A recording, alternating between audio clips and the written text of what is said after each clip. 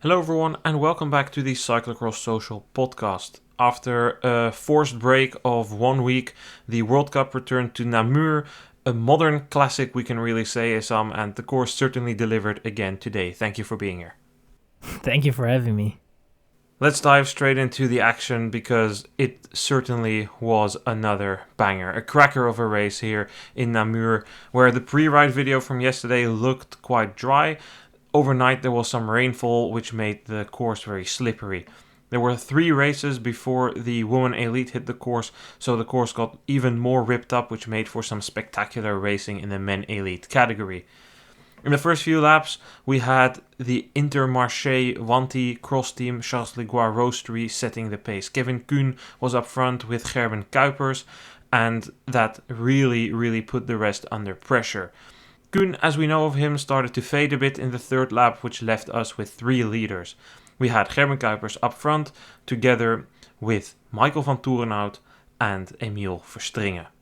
These 3 riders were there until the halfway point of the race when Verstringen placed an attack.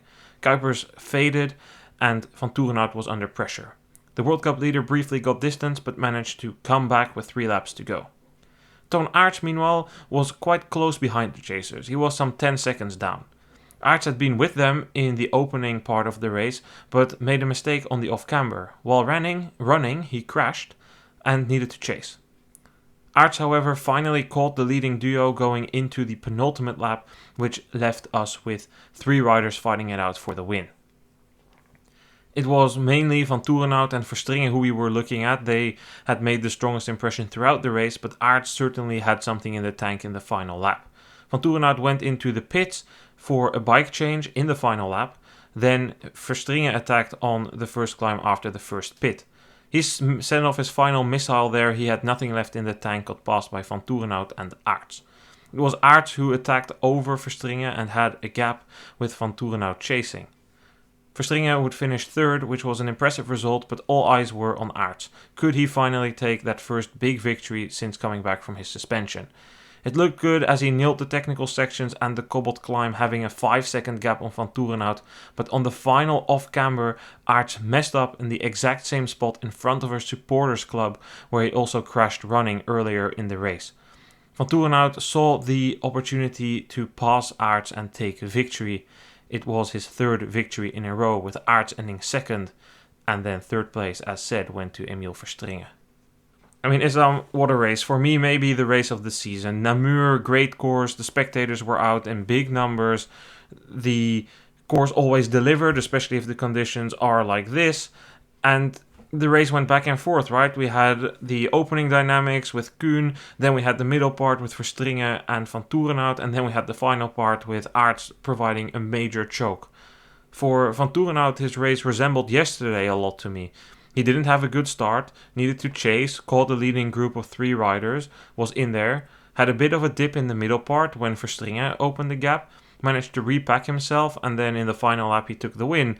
Although this time we really can't look past the mistakes of Toon Aerts, because he had it in the bag and he should always have won this, but in true Toon Aerts fashion, really, he found a way to outdo himself. His loss from Besançon a couple of years ago, which was also a guaranteed win, where he tried to tackle Iserbyt then. Here, a similar situation, right? He's in the lead, he should have it. With about a minute and a half of racing to go, he crashes. Then he looks back, sees Van Toerenhout coming, purposefully or unpurposefully tries to block him, fails, and needs to settle for 2nd. This race never really got dull. I think up until the point Toon Aerts messed up and Van Toerenhout was able to pass him and got the gap. I think from there on we kind of knew how it would play out. But before that, it was truly a great race to watch, and for sure at the moment the best race of the season. It's going to be hard to top this one. And it was just because you never really knew who was having the upper hand. Of course, you had the opening with Kuhn and Kuipers, and Aerts was also in the mix there. Van Toerenhout, as you said, was in a similar mode as he was yesterday, kind of forced to chase, and then when he was able to get there at the front, had then a very strong Emiel Verstringen that put him under some real pressure. And I thought, when I saw Verstringen going at it the way he did, I thought, man, if this guy has enough for the last lap, and if he knows how long this race will be, and he has that energy, well, it's going to be tough to beat. unfortunately, Verstringen didn't have enough in the last lap, and that was a bit of a shame for him, I guess. But, Van Toerenhout, I think at the moment Toon Aerts got the lead, at a certain point, I was thinking this can't go wrong for Toon Aerts. It couldn't. And he was composed. He took, I think everything in that last lap, he took it well. And then for no reason, he goes into the off-camber and he goes with extra speed and he goes extra low as well. And you've seen how tricky that low side is. And he goes extremely close to the barriers, and then from there on, there was nothing to be saved. And yeah, he messed up. And it's, as you said, a true Toon Aerts fashion. A bit of a shame because I think that he was the guy that should have won today. But that's not how it goes. You need to finish first. And you need to make sure that in the last lap you don't mess up. And he did. And then it's very obvious that the guy behind you, Van Toerenhout, who never really gave up. He was always fighting. And I really liked it about him today that he was, really putting the pressure, even though he was, getting put under pressure himself. He was always trying to stay within the mix. And I think that eventually also got him the win. Mentality from Van Toerenhout today was on point.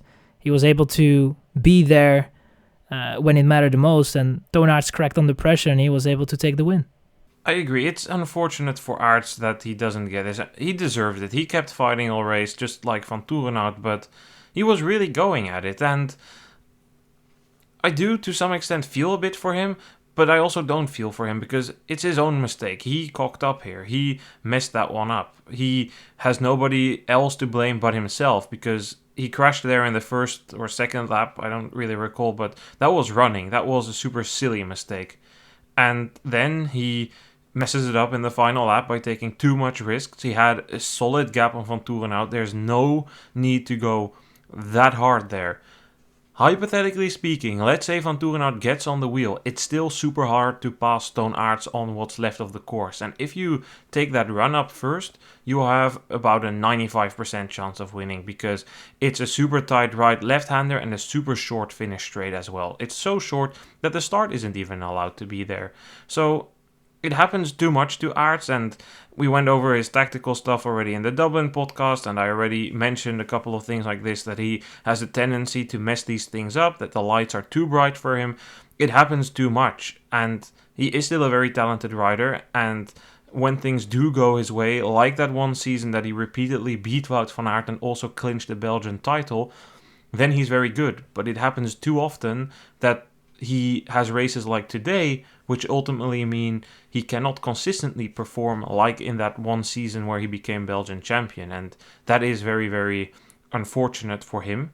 And whilst we can be critical of his mistake there, I think we can also be somewhat critical of Van Toerenhout, because until the final lap, I would say he rides a very good race, stays within hit limits, doesn't really crash. But then in the final lap, it's a very curious decision, right? To go into the pit. You normally don't pit in the final lap for this exact reason, because he knows that climb is coming and the other riders ultimately take use of that and attack him, which means he is in a very difficult position and needs luck to win, whereas if he's on the wheel of Aerts, who knows what will happen. I think that Van Toerenhout himself was a bit surprised that the others didn't change bikes. Aerts didn't do it, I think, the penultimate lap. I'm not sure if he changed the bikes or not, but I think he didn't. But it was a weird decision, and it could have cost him big time, I guess, because they could have put him under real pressure there from there and then go all the way up the hill, and who knows what it would have cost him if they would have done that. They still somewhat did it with Verstringen then trying to launch himself up the hill, but it was a weird decision. I can understand it from his point that he wanted to have a new bike, a clean bike for the last lap, but that was not the right decision in a way. He was kind of helped there because both Aerts and Verstringen didn't really put him under immense pressure, but it still cost him for sure. It should cost you a little bit of energy, and you were not able to get somewhat fresh to that hill, which is a tough one. If you're there, put on a couple of meters, it will really hurt, and you can be put on some serious pressure. And I think that he somewhat got away with that, and Verstringen completely blew up there. And I think that Van Torenhout for sure messed up there, but I think for Verstringen, the way he raced today, I did not expect him today, and he was really, really good. It was a somewhat of a surprise. We know that a circuit like this, a course like this, is something that suits him very well. He's someone that can climb well. He got a course, to be honest, that suits him almost perfectly. For him to be able to put Van Torenhout under pressure mid-race, to be up there at the front, I think that he, showed himself very well. We saw some great things from him. And I think that if he would have ridden his race just a tiny bit different, who knows what could have happened. Maybe he could have prevented that blow up that he kind of had on that climb, which he somewhat recovered from, but he never really got going. And then he made that mistake there as well. Downhill, I think that he was just, the energy was on a very low level at that point. Yeah, so Verstringen, we didn't mention him at all in our preview podcast, and yes, this is a good course for him, but honestly, it's maybe bad to say, but I kind of forgot he existed, Issam, because where was he? And then I checked his results, and it made sense. He hasn't raced in a month. And then I did some research, and I couldn't find anything on his social media, but in a super tiny news report somewhere, he said that he had hamstring issues. After his last race in Niel, he did a cross training and he felt serious pain in his hamstring, so he went to a specialist and needed to take some rest. So he's back. And then I guess it kind of made sense to me, because for a good lap I was confused. Like, where does Verstringen come from? Why did I think why am I surprised he's even in this race? And then it all made sense. And it's his second race in about 2 months' time, because he raced Beringen where he was good, then he had 2 poor races in Ruddervoort and Overijse. Then he took a bit of a break, raced in Niel, and then he had that injury. So it's good, because this is what you need to see, right, from a young guy like this. And I agree with you. Maybe if he rides a bit smarter, he can be a bit more in the mix, but overall he should be super, super happy with this. Probably he got a bit carried away, and in yesterday's podcast you said something about Ronhaar getting slightly carried away in the middle part of the race. Today that was definitely Verstringen, and okay, he pays some price for it, but I would say overall he should just be mostly satisfied with this, especially coming back from an injury, right?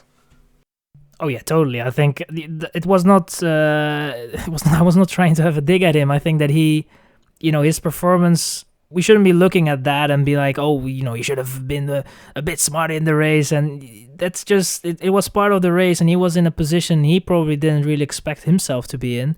And then you just have to go for it. And I don't blame it at all. I think it was actually great to see. And as you said, he was off of my radar as well. I knew of his existence and I knew his results, and I know that he is a promising talent.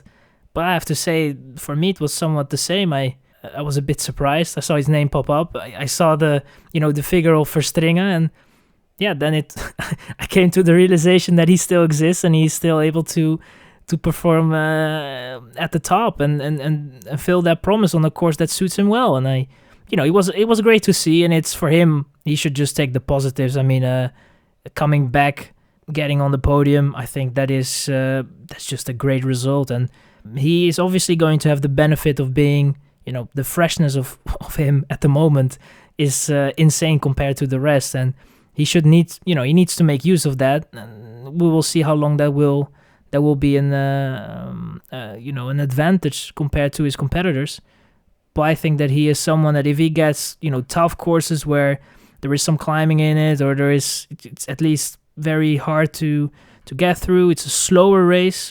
Verstringen is definitely one to watch, because he his figure really helps him in those conditions, and he's just a guy that really loves that. So it's someone to remember the name if you didn't pick it up already. He can still have some great results. It's going to be interesting to see what he can do in the next couple of weeks. And it will only help him that he's been in a situation like this before. This is the first time he is competing for a win in a big elite race. Sure, he's been in these situations in U23 races before, but this is the first time he could dream about winning a elite race that's big, let alone a World Cup. So it will only help him, and indeed this course is good for him, and everything came together. Just technically a couple of things, and I feel like these are more general remarks, and Verstringen kind of picked up on them quite well. So a couple of crucial sectors. Probably the most crucial section is like the pit area, and then I don't mean the pit zone where you change bikes, but if you're in Namur, it kind of feels like a pit. It's where the off-camber is, and you have the downhill onto the cobbles. If you're there, you have them in sight for about 3 minutes. It's quite a large part of the course. That's a crucial area, and the line choices there were super important. So first, in that off-camber, it's probably never been as difficult and as nice as it is this year, because the ruts were really deep, so you could really ride them. It wasn't as slip and slide as in the first year. And the top part was so slippery, they were kind of sliding in, and it's kind of like a sailboat, if that makes sense, Issam. When they come in and they need to turn around, it's like when the sailing ship turns into the wind and the sails go the other way. So they just all of a sudden need to swoop it all the way around, and if you don't do that in time, you end up like Gerben Kuipers and you go right back down to the town of Namur. And from the screen, you definitely didn't want to have the most left line in that off-camber. It was probably somewhat the fastest, but so many riders crashed in that off-camber. The middle line was probably the one where you wanted to be, because it was the best risk versus reward. Then you got the cobbled climb, then you got the off-camber, and you already mentioned something there, but it played a role in both the men's and the women's race. There were many crashes there as well, as always, and because of the rain, I feel it was more difficult than it was last year. But you didn't want to be, well, not necessarily you didn't want to be, but that lowest line, the earlier you got into there, the more recipe for disaster it was, because at some point you needed to come up a little bit, because the course then runs parallel to the earlier part of the course, and one of those poles where Aerts crashed is slightly upwards. We also saw Van Empel get into trouble around that section. So that was difficult, because if you were on the higher line, that was definitely a lot slower, and it was safer at the same time. We didn't see many crashes up there, so it was a real good risk versus reward situation around there, around that off-camber, and that was just something interesting that played out, and you could definitely see Van Toeren out in the final lap taking that higher line compared to Aerts, which probably helped him a little bit there. If we look at the entire top 10 then, behind the top three of Van Toeren, Aerts and Verstringen, we find Ronhaar. Then Del Grosso ahead of Zweek, Kuhn, Michels, Wieseuren and Van der Haar. Let's talk here briefly about Pim Ronhaar, Issam. I think he really hurt himself with that crash early on in the race. In the second lap, I think he crashed in the downhill onto the cobbles. Maybe it was the third, but I think it was the second. And from there on, he was chasing. He made another good impression, just like yesterday in Herentals. It's good that he can back it up. But because of that crash, he couldn't stick to the wheel of Aerts, and he had to chase too much and never really got to the podium battle. I don't know which lap it was, but there was one lap where he really made some ground on the guys in front, and I think that there he just overdid it a little bit. He went a little too hard, and I think that costed him in the end of getting a little closer. But he was in an unfortunate situation when he was chasing. To be honest, it was going to be very difficult from the position he was in to make it up all the way to the front and play a role. But I think again today we got a confirmation of his form. I would say I think that yesterday was a very good race, but it can, when it goes up, it can also go down quite ugly in a way, and then it doesn't really make any sense in terms of form. And you start to search for answers. But I think today he needs to be somewhat satisfied again with the form. The result is not what it should have been, and he was unfortunate, didn't help. He got himself together and he was able to get through the field quite nicely, and I think that for him, it was, at the end of it, he can look at it somewhat positively and look forward to the next couple of races, because there's going to be quite a few coming, and for him it's just now a case of maintaining this form and make the best out of it.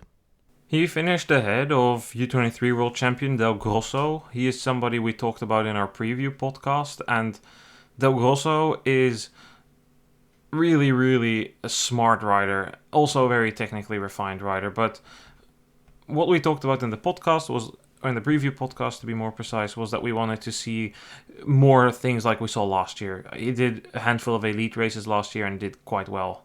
He was 10th in Hulst, 5th in Zolder, and he was 5th at the Dutch Nationals. But today was another step up from there, because it's one thing to finish 10th in Hulst, but to finish 5th in Namur indicates another step of improvement, and that's what we wanted to see. And this was just his second race of the season. He rode so smart. He was up there, he needed to start a bit further back, moved through the field quite decently, and before we knew it, he was at the front, but he didn't do anything crazy. He sat in the wheels, waited, and then pushed out a fast final lap, overtaking several riders, claiming 5th. This is exactly what I want to see from him, and it's really, really good, because for reference, Jente Michels, that is probably his big rival for the world title this year, he beat him today in just his second race of the season, and I think that's only something that he can take as a promise, even though Michels didn't have too bad of a race, considering that first lap, Issam. That first lap of Michels was was something else, because he came from far. It was it was not great from Michels, and he really compromised his race in a way, but he was able to somewhat make up for it. But yeah, what could have been, I guess, for him in terms of results, I think that he would have definitely been able to get close to the top 5 if it wasn't for his start. But for Del Grosso, it was man, that guy is smart. The way he was racing today was very composed. He never panicked when someone was passing him on the climbs. He was just pacing himself and really focusing on himself. And I think that helped him, because it's, with Namur, it's very easy to forget really pacing yourself and get carried away. Try to follow the others, because you always get passed by someone on a climb or something, and you have a bad passage. But you need to stay calm and not panic. And he was so good at that. It was really a smart ride from Del Grosso, and it was great to see. He finished a little bit higher up than I would have expected him to be, and maybe that had to do as well with him being just very smart. But I also think that he is, as we said before, he's a talent. He's someone that will go up through the ranks if nothing bad happens to his, the progression that he's making at the moment. Just a guy with a lot of talent. And also, his racecraft is very high up. So he's someone that can, if he gets in positions of deciding races and winning races, I think that he's somewhat of a killer, and he's a smart guy. So that's the combination that you want to have. If it's we have seen it with Toon Aerts. You can have good legs, but you can still somewhat choke at the moment that it matters the most. So it's a guy that's, with a lot of promise, and it was great to see that he was able to get in the mix and get a top 5. That was, very solid, great result, to be honest. I agree. It was certainly above my expectations as well. I'm not quite sure if I can say the same about Zweek. I probably yes. I probably expected him to be like in the lower top 10. I would be quite scared if I was facing Laurens Zweek next week in Zonhoven, because Herentals and especially today Namur, 2 courses that don't suit him at all. Next week in Zonhoven, you think about the Kuil, well, how important is the sand there? The back part of the course, which is not the Kuil but has a ton of sand, your sand riding skills are critical there. So I would be quite scared if I needed to face Zweek there. I'm not sure if Van der Poel is, and I'm not sure if he should be, but if I was any of the other riders here, I would definitely factor in Zweek for that race. That should be a good day for him. Visura, equally 9th here on a heavy climbing course, is a good result for him. The final point of my list, Issam, if you have anything, please jump in after, is a big list of incidents. So first, Thibaut Nys. He finished 11th. He had 2 punctures in the first and second lap that put him back. He needed to chase quite hard, blew up in doing so, and then finished 11th. Eli Iserbyt, he didn't finish. He crashed or something and hurt one of his muscles in his upper legs. Then 2 riders who didn't start. David Haverdings got some big cuts into his ankle following a race incident in the U23 race in Herentals yesterday. Didn't start. Niels van der Putten also didn't start after a virus infection. He got sick last night. Then 2 more. Wietse Meeuwse, he was well in the top 10, actually riding quite strong. Then he crashed quite bad in one of the steep downhills.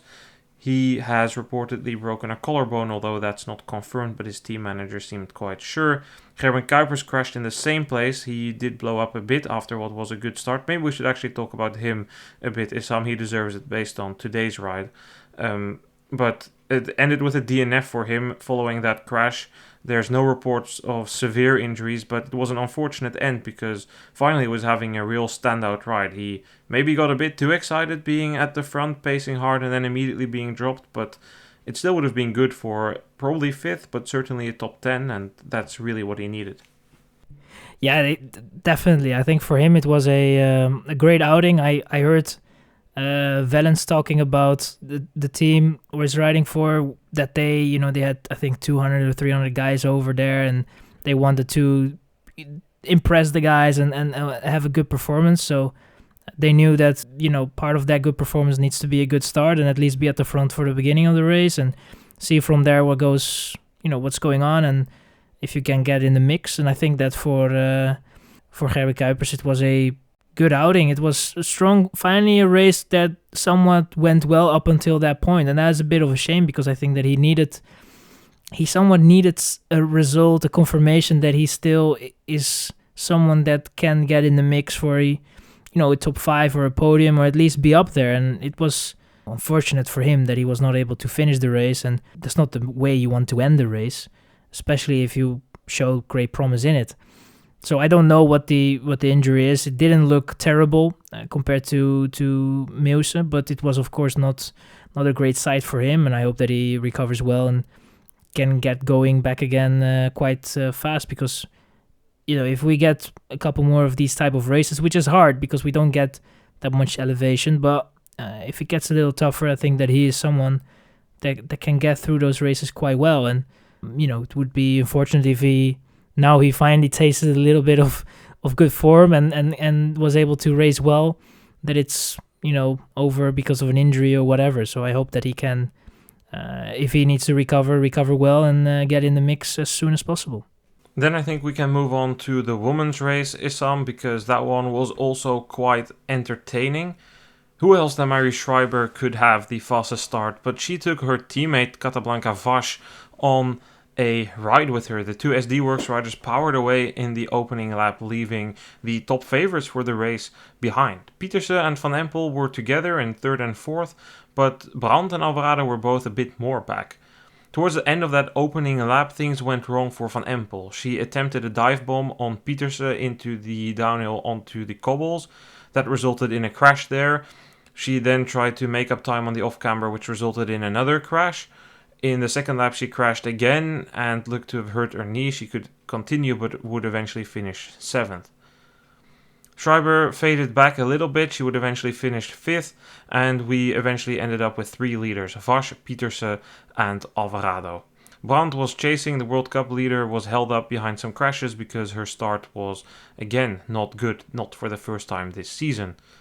Alvarado took control of the leading group, placing an attack, eventually powering away there. Brandt, meanwhile, moved through the field, overtaking Vash and later also Pieterse. In the final lap, Alvarado still had a 20-second lead on Brandt, so nothing seemed to be going wrong for her, but she crashed not once but twice in that final lap. Brandt came quite close with a final push, but had to settle for 2nd ahead of Pieterse. A quite eventful race here, Issam. Seeing the time, I'm trying to keep the summary a bit shorter and less detailed, but I think what we saw here today was Alvarado being technically refined. She was calm, collective, where yesterday she had that rare moment for her. She doesn't really have it. A real rare moment of collapse, where she made those 2 mistakes shortly after each other. Today she was eager to do something that could give her a bit of revenge. So she went out, okay, her start wasn't that great, but it also wasn't horrible. She didn't really make any mistakes until that final lap. That final lap was unnecessarily close, but I think that was really the tiredness kicking in. Overall, it was a good ride by her. Yeah, overall it was a great ride, to be honest. I think apart from the last lap, was really on it, created the opportunities for herself, and it shouldn't have been that close in the end, but Namur is a really tough course, and at a certain point that tiredness is going to kick in, and especially if you pace yourself just that tiny bit too fast and you get the pressure from behind, you need to be 100% focused over the entirety of the course almost. It's so tricky. But yeah, I think for Alvarado, yesterday was a race where it went somewhat well, but with the mishap there, was in a position that she probably didn't want to be in. In the end, still able to fight for the podium, but today, when she got the opportunity to fight for the victory, took it with both hands and secured it in the end. But Brandt today made it a little bit difficult for herself, because I think that if it wasn't for her bad start today, she would have been a little closer. And that off-camber from Brandt was on the last lap was insane. I think that was quite remarkable, the way she went through that, because the amount of time that she caught back there was insane. Incredible, to be honest, the way Brandt did it there. And it is a bit of a shame for her, because I think that the race itself for her panned out well, apart from the bad start and the issues she got in because of that bad start. I agree, Issam, and it's not the first time this season, right, that Brandt has a bad start. And I think you and I have both repeatedly said at some point the bad start will cost Lucinda Brandt a race win, and today was that day. Her life was so much more difficult because in that opening loop she was 12 seconds slower than Alvarado, and even more than the race leader. She was more than 20 seconds behind. She was nearly 25 seconds behind Vash and Schreiber. And then in the second lap she lost more time because she was in traffic and in chaos, and there were lots of crashes, and none of that helped, and that cost her. Would she have won? We can't say with certainty, but I think she would have had a really good opportunity at the very least. And that happens, but it's not the first time this season, and I don't know if it's age that she... I don't think so, actually. It's not that she lacks the explosivity. She's still explosive. She just can't really deliver it at the start for some reason. So it's a bummer, because I would have liked to see that battle, but regardless, we had a really good race. And as you say, that off-camber in the final lap by Brandt, that's a piece of art. It's like, you can put that in the museum. Like, museums that show videos, when are we getting those? Because this should definitely be sent in there. And it wasn't really the first time, right? Because during the race, we saw her at other times also taking big risks like that. And in her case, she stayed in control. And I think adding to that downhill in Namur in Herentals yesterday, the bike control of Brandt is really good. And yesterday I spoke a bit about her remarkable transformation from BLS to where we are now. And today is just another underlining of such development, such growth at a later age, because she was a road rider, of course, and only later transformed to a full-time cross rider. So that was really, really nice to see. Petersen was also in the mix, but for most of the race you knew, okay, it's probably not going to be for the win. Still, I think she can be satisfied with her return. What do you think? It was somewhat where I expected her to be. I think that it's a good position to be in if you want to be good at the Worlds. I think from here you can really build something. You can only get better now in a way, but that has to happen. Obviously, you need to get better from now on. But I think that it was a reasonable outing. It was good. Was able to be in the mix at the front. Got a podium. I think that she can be satisfied with it. It was at times you saw that it was a little rusty, technically as well, despite the fact that she can handle a bike quite well.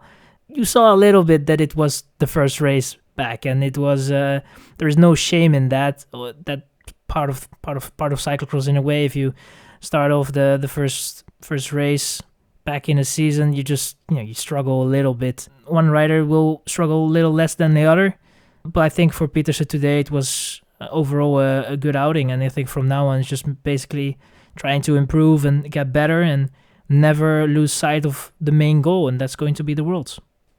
Let's look at the entire top 10 then. Behind the Dutch top 3 of Alvarado, Brandt, Petersen, we find SD Works duo Blanca Vasch ahead of Marie Schreiber. 6th place went to Annemarie Worst ahead of Fem van Empel and Inger van der Heijden. The final 2 places in the top 10 went to Zoe Backstedt and Leonie Bentveld. Let's spend some time talking about the SD Works duo then, Vasch and Schreiber. I had some higher expectations for Vasch. You had some higher expectations about Schreiber in our preview. I had some things here about Vash that I thought she might contend for a podium. That wasn't really the case, but she kind of delivered what I expected. You certainly were more right about Schreiber's level of performance than I was. I thought she would finish around 7th, but definitely for Vash, I don't think it was a mistake that she tried to capitalize on this good start. She was in a position to contend thanks to that. Yes, the lights went out a little bit at the end, but nevertheless, it wasn't that bad. She didn't completely bonk. Her lap times in the final 2 laps were roughly the same as in the 3rd lap, whereas the time for Pieterse went back down. Pieterse did an 8:21 and then went back to 8:15, whereas Vash went back up to 8:30s, and she did an 8:21 as well. So that was quite right. Schreiber, on the other hand, she faded a bit more, but then again, it's probably less of a course for her. What do you think about those two riders? Well, yeah, it was a very good outing from both Schreiber and Vash. I think that that start, the way they started, definitely helped in the positioning of the race and how it eventually ended up to be. I don't think there was that much wrong with capitalizing on that. In terms of expectations, for me at least, I think for Vash it was somewhat within expectations the way she rode, but it was also, for me at least, somewhat of a surprise. But it was the confirmation that I somewhat needed, that the legs are there or almost there, and that she's in good form. And I think that she can be very satisfied with the result. I think that it was finally one of those races where she was in a position where she could fight for a podium. Just came a little short in the end. And that could have partially be part of the way she started the race and the energy she spent there, and maybe going a little too fast at the start. But overall, I think that she can be very satisfied with it. And with Schreiber, it was also great to see. And I feel that with Schreiber, it was more of a, something that we have seen so far several times already this season. So it feels almost like a confirmation of what we have seen so far. She's just performing very well and has been a very good season. So I think for Schreiber, it was, for me at least, it was somewhat more expecting for her to be in the position she ended up to be. And yeah, it was. I think for both, they can be quite happy with this race. And the question will be now, how will they perform in the next couple of races, the program they will choose, and the races they will pick. And I think that is going to be interesting to follow. Is Vash going to be able to capitalize on the form that she has? Because we have seen it the last couple of races that it has been going well, but we were kind of waiting for a confirmation of her being able to fight for a podium, and I think that today we somewhat got it, and I would like to see more of that. So yeah. Someone who certainly won't be satisfied is Fem van Empel, because where yesterday she benefited from the fact that Brandt and Alvarado made mistakes, today she was the one making mistakes. And I don't really want to attribute this only to the fact that Puk Pieterse was at the start, but in the first part of the race she definitely seemed stressed. So she tried that dive bomb on Pieterse going into that off-camber downhill. Completely unnecessary to make the overtake there, because you can easily overtake on the cobbled climb. She crashes. Pieterse manages to stay upright. Van Empel tries to make a push back on the off-camber. Crashes, gets tangled into the tape. Again, a lap later, she's pushing too hard again. Silly crash there. She seemed to be hurt. Hopefully it's nothing too serious. She could finish the race, which I think is a positive sign. But definitely not her day. No, absolutely not her day. I think that it was, I would say for myself, it was somewhat disappointing to see, because I think after Herentals, I had a positive idea of how this race could have gone for her, but just never really got into a rhythm, and was never really able to get it going, and making silly mistakes, getting in sort of a panic mode, trying to pass, Pieterse there just before that downhill when you go on the cobbles. I think that was a very unnecessary overtake attempt that failed. Fortunate for Pieterse, she was not taken with her in that fall. But yeah, it just silly things. Also, the off camber didn't go well, and it was just. I think at a certain point you just make. It's mistake after mistake after mistake, and then If also one of those mistakes lead to getting hurt a little bit, that will hurt maybe a little bit more, and you try to ask yourself what the motivation is of trying to continue. And some riders will deal with that a little different than others, but I think that for Van Empel today, it was just a very, very bad day, and a bit of a shame because she was on an up at Herentals and it looked really good. And now it's, what could have been a positive weekend, even if it was a podium, but she was at least still able to play for the podium places. I think that would have been better than where she is at right now, because that win in Herentals doesn't mean that much anymore, and it just feels very empty, I guess. So she has to bounce back next weekend and the races that will follow after. So that is for her now I guess the focus should be on that and not on today. This is just a race that you should forget as quickly as possible and try to focus on what is ahead, because I think that there's a lot of races where you can make it up for. So that's what you should do right now. Next week, Hulst and Zonhoven, not exactly the best courses for Van Empel we're heading to. Hulst is one of a few races she hasn't won at in the past 2 years. Zonhoven, she didn't race last year, but the year before when she raced there, I recall very well, in the first lap I was standing in the Kuil and Van Empel came in and went right over the bars, and then she crashed again on another off-camber. So we will see with Van Empel, because, in the past seasons, Issam, you recall very well at this part of the season, right? Normally she had dominated until now, and then now we got some question marks, and then around Benidorm she turned everything around and took the world title without any major challenges 2 years in a row. So it will be interesting if we see something similar this year. Her training approach has been differently to avoid something similar happening. They wanted to be fresh. She wanted to be really good at the World Championships only. So we will see how all those things pan out, and then hopefully for her things will go well. Somebody who will also need to bounce back is Casasola, because in these muddy conditions the course was harder for her. Else, still, I would have expected a bit more from her than an 11th place. Yeah, that was not great. I expected a little bit more from her, to be honest. I think that the course was tricky. It was definitely slippery out there, and if you mess up a little bit in a lap, it can cost you quite some time. I don't know what the mistakes were, but obviously it didn't go great. It's difficult if you can have good legs but still mess up quite a bit and end up behind certain competitors that probably would have normally finished behind you, but just on pure technique and the way they go through the course, just some get ahead of you. And that can happen on a course like Namur. Bit disappointing, but as you said, bouncing back is probably where the focus should be on. And this is just, I think, for Casasola as well, it's just a learning curve at the moment, just trying to learn as much as possible, trying to get better on certain things that are a usual part of cyclocross. Off-cambers are always going to be somewhat involved in some of the courses, and several other things. It's just a learning period at the moment for Casasola, trying to get better at certain aspects, technical aspects of cyclocross, which you need to master if you want to fight for a top 5, top 3, or a win.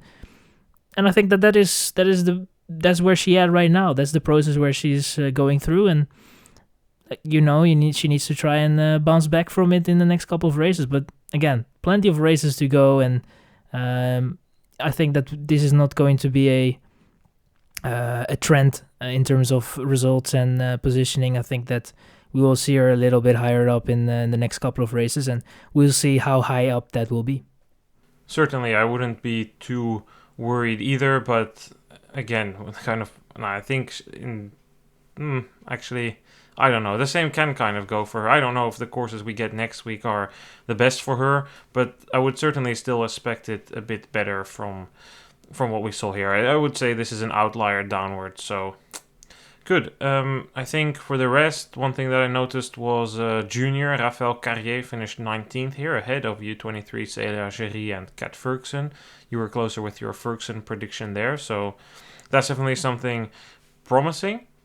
And I think for the rest, nothing really stood out here. Just one thing from my injury report here, that was that Magali Rochette didn't start. She crashed in Herentals yesterday, hurt the finger. She wasn't sure if it was broken, and she was flying back home today. She was always planning on flying back home after Namur.